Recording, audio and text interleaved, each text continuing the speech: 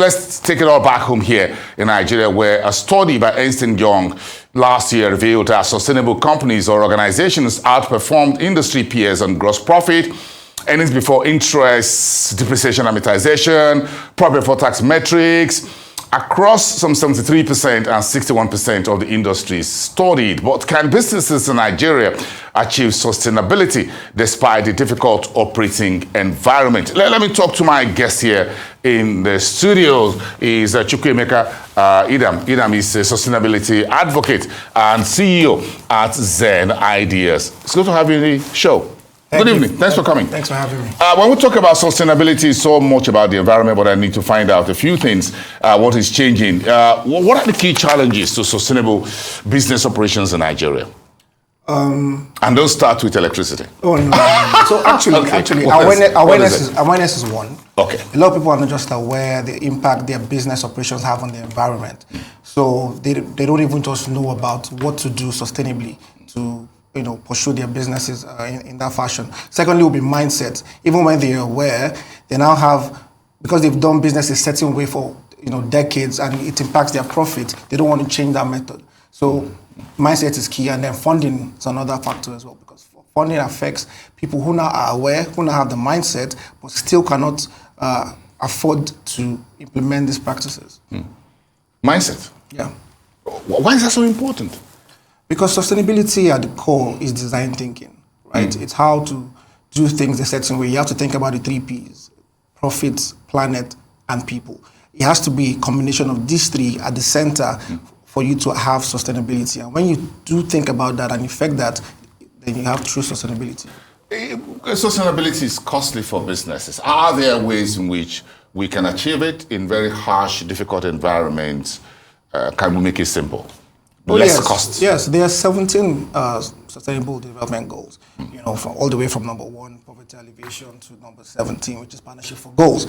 Now, there's so many ways we can implement sustainable business practices that are less expensive. For instance, reduce inequalities for one, SDG 10. You don't need a lot of money to have more women in your workplace. You don't need a lot of money to have physically challenged people in your workplace. So these are like less expensive ways to roll out sustainable practices. And even in the expensive one, where you talk about things like renewable energy, for instance, where there's a lot of, there's a high upfront cost to implementing that. If you look at the situation we have here in Nigeria with the power grid collapse, I do say I shouldn't mention electricity, but the power grid collapse, and then with the high cost of diesel. Yes. So those of us who are invested in the solar, on the long run, we're running our businesses more efficiently because it's better now in terms of cost.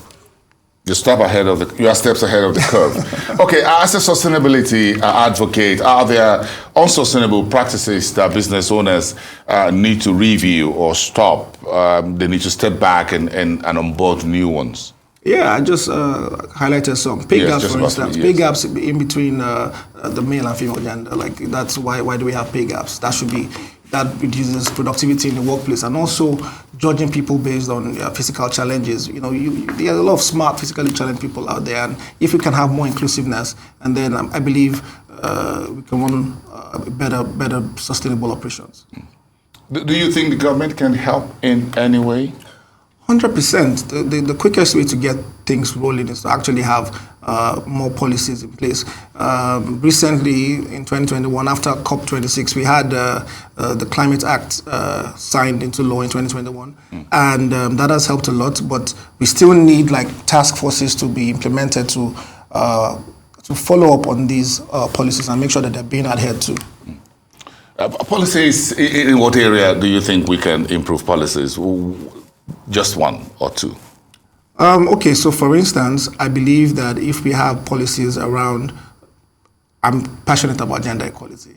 Okay. So policies around that for equality for women, and also in terms of things like funding, give tax incentives for people who are running sustainable operations. So give tax credits, or give we call them green credits, for people who are running businesses more sustainably. That actually help as well. That will help. Now, when you look around the country, one of the naughty issues we have on our hands, like a place like Port Harcourt, for example, is this, which is called the oil city, as it were, Garden City and all that. It was all soot for 1 year, 2 years, we don't seem to have our hands around that. How does that